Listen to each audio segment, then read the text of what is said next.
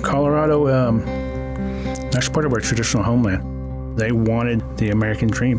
They wanted to live where they wanted to live. They wanted to worship how they wanted to worship and look forward to living another day. I would say the seeds of conflict were planted during those, what you might call formative years, as the cultures came into closer and closer and more numerous contact. And they had to get rid of the vermin, and the vermin, were my ancestors.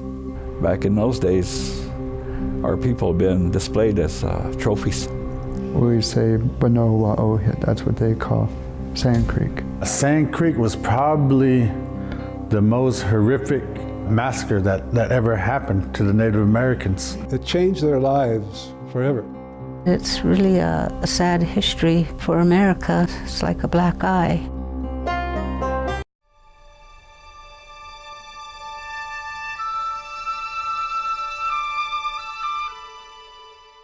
Colorado was the homeland of the Cheyenne and Arapaho and other tribal people that traversed Colorado in the early 1800s. And we had a place that we felt comfort, practiced the ceremonies, raised our people, children, took care of our elders. It was a good existence. They were free people. They could go where they wanted and camp where they wanted to camp and do what they wanted to do without no one telling them that they can't do this or that. When the discovery of gold, that was a turning point. And the turning point again, I reiterate, was when people moved westward. In 1851, the tribes gathered at Fort Laramie to make a treaty with the United States government, along with all the Plains tribes. And the result of that treaty was that the Cheyenne and Arapaho were recognized as the occupiers of most of eastern Colorado, parts of Wyoming, what is now Wyoming, and into what is now Kansas. A huge, huge tract of land. It wasn't a reservation, it was simply a recognition that that was the land claimed by the Cheyennes and Arapahos. In exchange, they would allow white people access to the trails passing through their land, and not to molest any forts that might pop up along the way. And this treaty was to last as long as the grass shall grow and the waters will flow, forever. And forever turned out to be 10 years.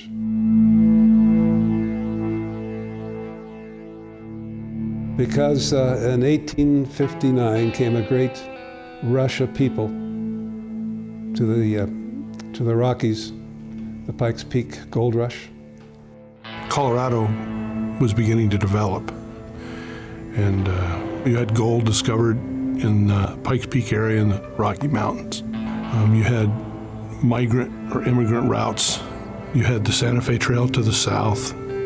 So you had more and more contact between cultures that were dramatically or drastically different than one another. 100,000 people traveled west, disrupting everything.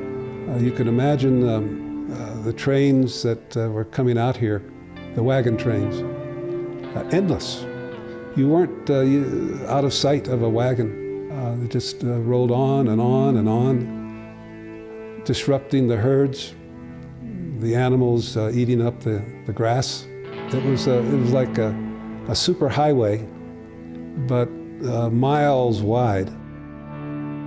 You know, all of these events that are kind of iconic for white people, like the westward movement, Manifest Destiny, settling the West.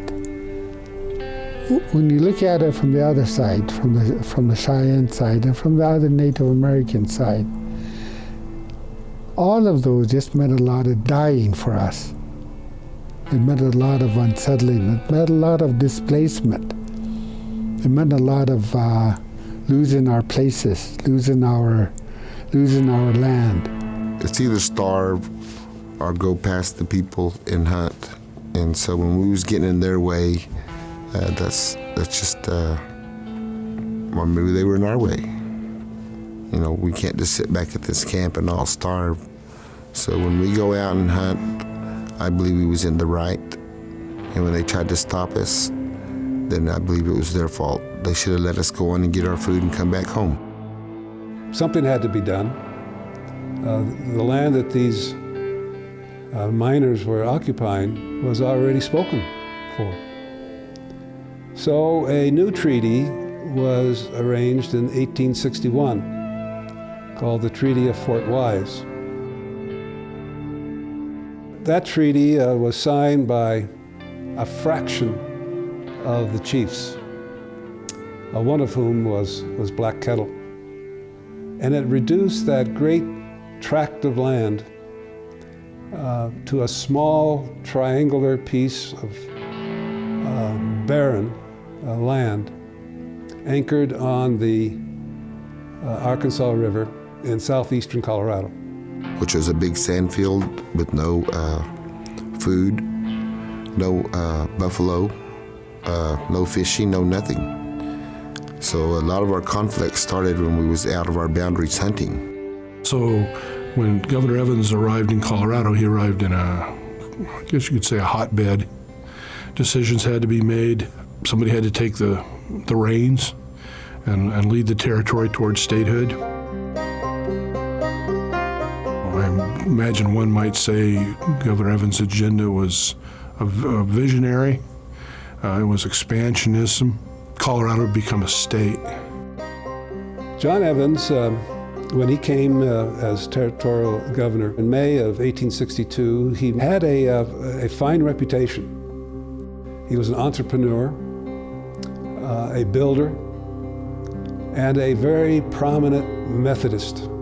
He was a strong abolitionist, very much against slavery. Now, remember that this is all occurring in the middle of a civil war. Slaves, he understood.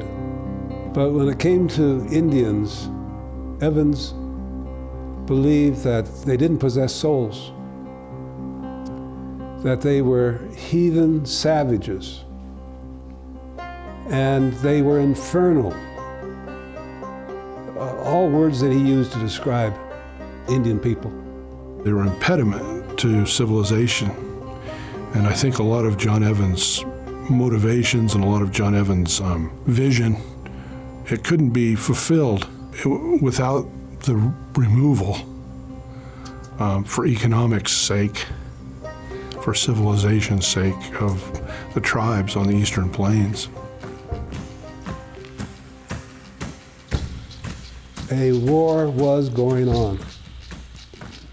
The Colorado troops consistently, repeatedly attacked peaceful villages. And in May, they attacked the village of Black Kettle and another chief named Lean Bear. When the troops appeared, Lean Bear, who had just been to Washington and had received a peace medal from Abraham Lincoln, rode out to meet the troops and to say, hey, we're okay. We don't want to fight. But when he got within shooting distance, he was shot down. Another chief that was with him, named Starr, was shot down. And then the troops rode over their bodies and shot them again. Meanwhile, Black Kettle was telling the warriors not to fight. Black Kettle was a peace chief that didn't want war. He wanted his band to live peacefully on the allotted land the government placed them on. Some of the other chiefs didn't like it because they wanted to continue the war and him to live in peace. It was maybe like a clash. The Dog Soldier clan is the warriors of our people, of the Cheyennes. They weren't going to put up with being attacked like middle of the night. They were going to be ready, or they were going to be aggressive in defending. The warriors started striking wagon trains, ranches. A full-blown war was now raging.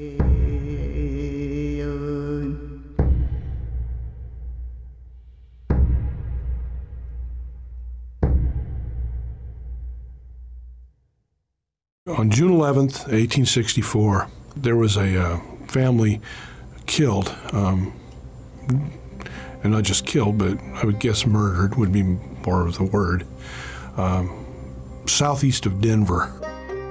Their name was Hungate.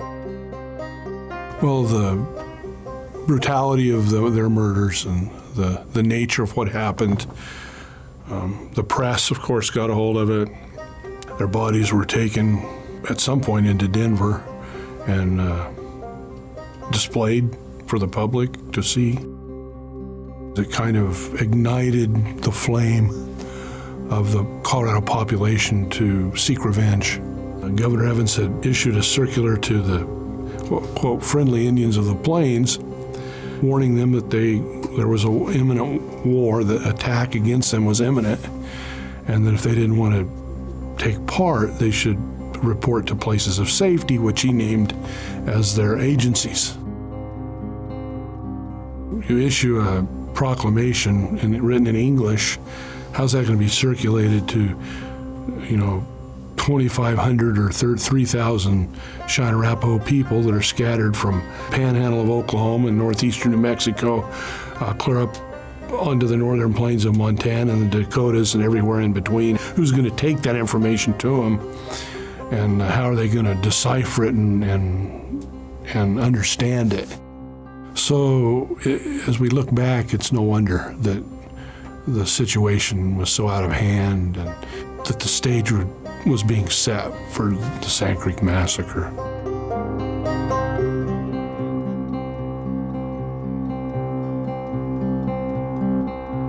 And by August, Denver was cut off. All mail stopped. Wagon trains with, the food, the supplies, couldn't get through. So Denver was facing real famine. At this point, John Evans called for authorization for the War Department to create the 3rd Colorado Regiment. He had heard rumors that the Cheyenne and the Arapaho were going to unite with the other Plains Indians to wipe out the Colorado settlements. And he began a campaign to get troops to Colorado to defend the settlements from annihilation.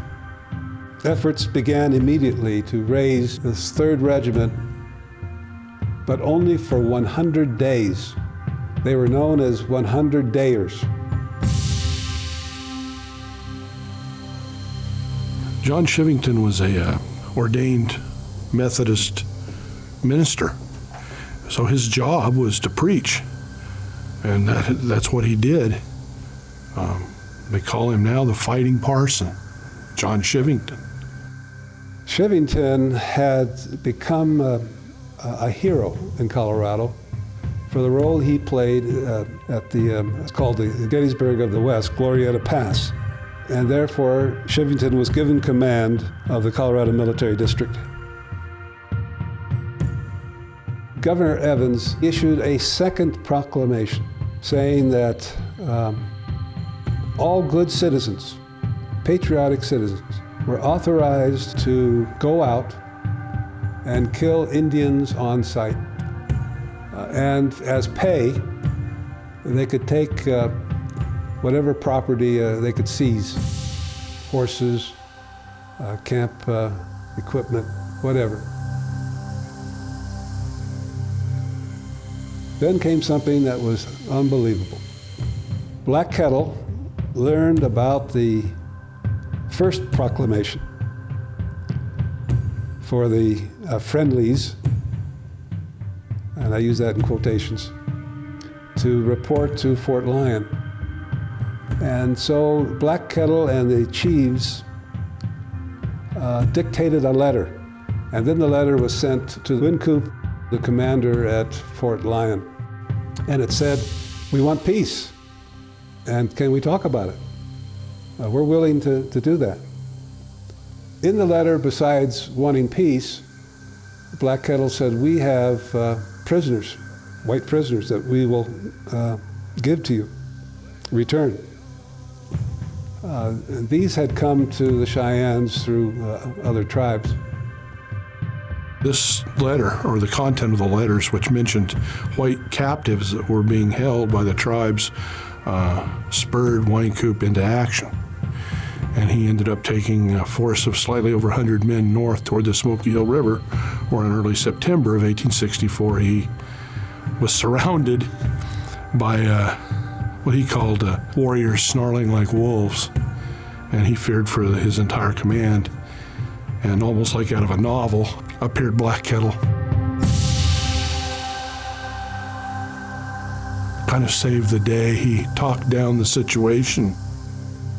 When Wynkoop went to meet with Black Kettle, he had two Cheyenne men go pick him up and ride back with him, and people were afraid that they would kill Wynkoop because he alone was to go there. And the Cheyenne men told him, "Well, we keep our word, we gave you our word, and if they hurt you, then we kill ourselves." It prompted Major Wynkoop to later note that he felt himself in the essence of beings that he had heretofore thought as something less than him. At that point, he said, "I now get a sense of Black Kettle was a superior being." And he believed, and some of his command also believed, some of his officers, that at that moment they owed their lives to the influence of Black Kettle. The chiefs agreed to accompany Wynkoop to Denver to meet with John Evans and other officials.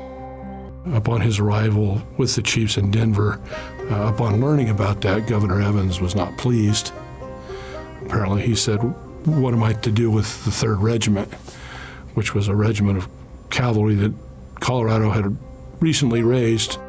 "Well, what will Washington think of me after all I've been writing, and I've just gotten the authorization for the creation of the 3rd? They're going to think I'd gone off my head." Evans was more concerned with what people would think about him than he was about the possibility of peace. And finally and reluctantly, he agreed to meet with him at Camp Weld.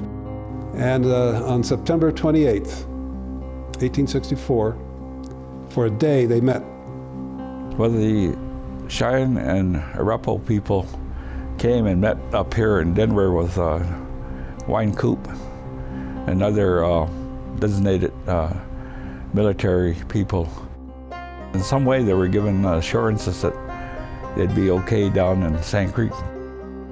Black Kettle opened up the conference by saying that he had come through fire to be in Denver, and that he wanted peace, and that he was willing to bring his people and surrender to Fort Lyon. The other chiefs said the same thing. White Antelope, a great peace chief, had first gone to Washington in 1851 to meet with the president. He was frightened to be away from his people because they might be attacked while he was there in Denver. And instead of talking peace, Evans was like a schoolmaster, demanding answers. And he said, "You've come to me too late. You are at war. And now you're in the hands of the military. I can't make peace with you. You'll have to make peace with them." Well, things went on like that. And finally, Shivington, who was there, spoke up. And they asked him, "What can we do?" And he said, "Well, my rule of fighting is that when the enemy gives up its arms, submits to military authority, then we can talk about peace. Well, that's what we want to do. We'll do that, said the chiefs. And if you do that, go to Fort Lyon, because you're closer to Fort Lyon than you are to Denver, and report to Major Wynkoop. So the chiefs came away from that meeting absolutely relieved. They felt that by going to Fort Lyon, there would be peace. You know, this manifest destiny, somebody made it up and they agreed with it because they wanted our land. You know, and it was all good because they didn't have anything. But over here on this side, we speak with truth. We don't lie. When somebody tells you something, that's it. That's the way it is. They told them, hey, go camp over there, give you this flag. You're at peaceful camp.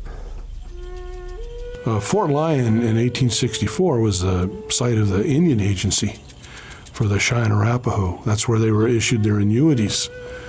One of the results of the council at Camp Weld was that they were told to report to Major Wynkoop at Fort Lyon. Colonel Shivington said that. When you're ready to lay down your arms and submit to authority, you go to him at Fort Lyon. So it's no wonder that heading into the fall of 1864, there were hundreds and hundreds and hundreds of Cheyennes and Arapahoes camped near Fort Lyon. During the month of October and early November, Wynkoop provided them with food. They were allowed to camp just outside the fort. There was interaction going on. Black Kettle actually went to a place called Sand Creek, about 40 miles from the fort. But he was often at the fort talking with Wynkoop. Word got back to Wynkoop's superiors at Fort Riley that he was disobeying orders, that he was not to feed any Indians, regardless of whether they surrendered or not. And so they called him to report and replaced him with a new commander. The new commander, after he saw what was going on, started feeding them too. And he told Black Kettle, finally, after some weeks, look, I'm not going to feed you anymore. Go back to Sand Creek, and when I receive word and orders what to do with you, I'll come out and tell you. But remain there. Shivington, as now a officer, he had tremendous influence, tremendous power in Colorado. Both Colonel John M. Shivington and John Evans were ambitious. They had a passion for advancement. Evans wanted to be a U.S. Senator. Colonel Shivington, who was a former Methodist preacher, wanted either to become a brigadier general or a representative, U.S. representative for the state of Colorado. And it was those two men and their ambition that led to the horrific Sand Creek massacre. Shivington knows that the term of enlistments for his 100-day men is running out. And it had been a joke that the third was bloodless. They had done no fighting. So in late November, Shivington suddenly got fire under his feet, organized and began to march down to Fort Lyon. It was well known, even by Governor Evans, that the Indians around Fort Lyon were peaceful. But on November 28, 1864, Shivington arrived at the fort in complete surprise. In fact, he put pickets around the fort so that nobody could get out. He went up to the officers and said, "Where are they?" And the officers of the 1st Regiment, who were at the fort, told him, "Well, they're on Sand Creek, but they're there under the protection of the flag." And Chivington said, "Damn any man who's in sympathy with Indians." There were 2 regiments of Colorado soldiers at Sand Creek. There was the 1st Colorado Cavalry, and then there was the 100 Dazers. That was the 3rd Colorado Regiment. And in nearly every instance, the 100 Dazers were not experienced. They were poorly outfitted, poorly trained. The majority had put down their occupation as minor. The soldiers marched all night long. A lot of them were under the influence of alcohol, because some of them were the volunteers and some were regular cavalry. They marched all night, and at daybreak, shortly after daybreak, then the attack happened.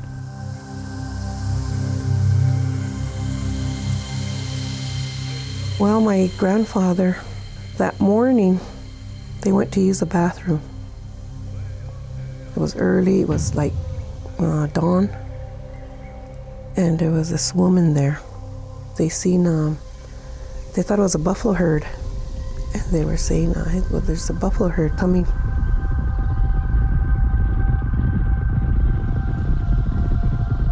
She said, "That's cavalry."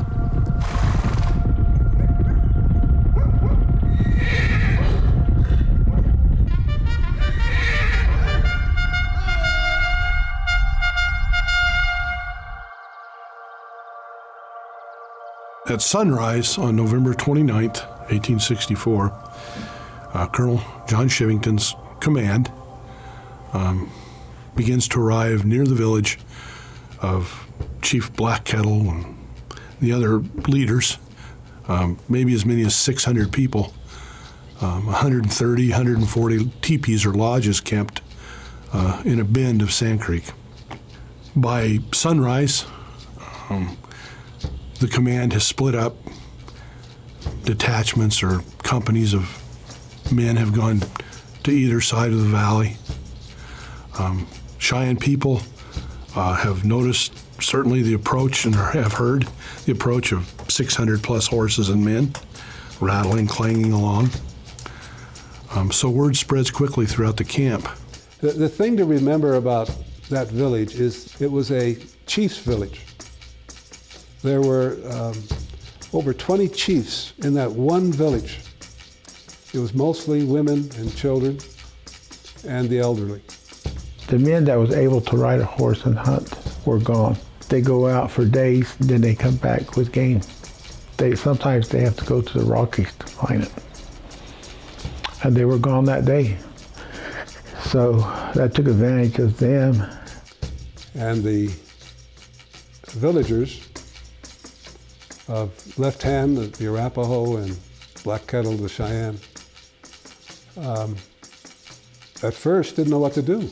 They had a flag flying over Black Kettle's lodge. Black Kettle then strung up or put up a white flag that he'd been told to do. Black Kettle was a peace chief that abided by the Army's request. He's the one that had the flag, United States American flag, in front of his camp with the white flag of truce to show that they were living in peace. But that was ignored. They were shot right first people to be shot. People just started dropping around them. The people fled from the village, and then all hell broke loose.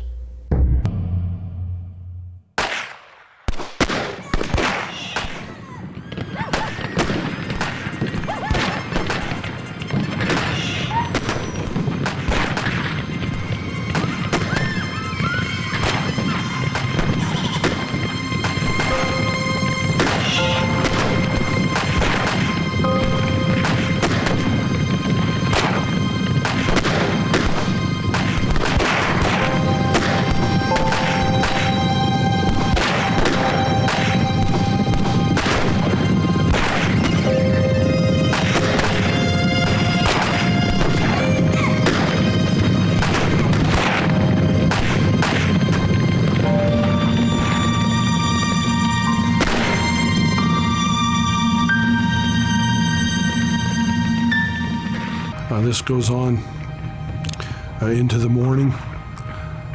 Later in the day, the cannons or the howitzers are out of ammunition. So the people are chased by mounted troops, crisscrossing the valley, firing from all directions.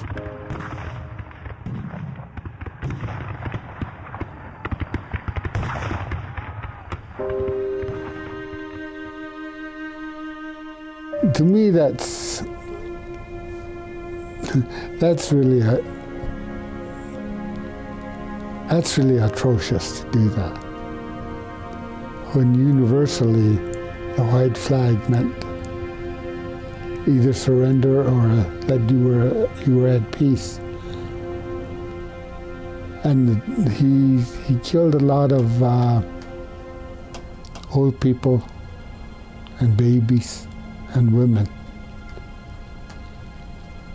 And there was not that much opposition. I mean, there was, but the surprise and how well the cavalry was armed was too overwhelming for that.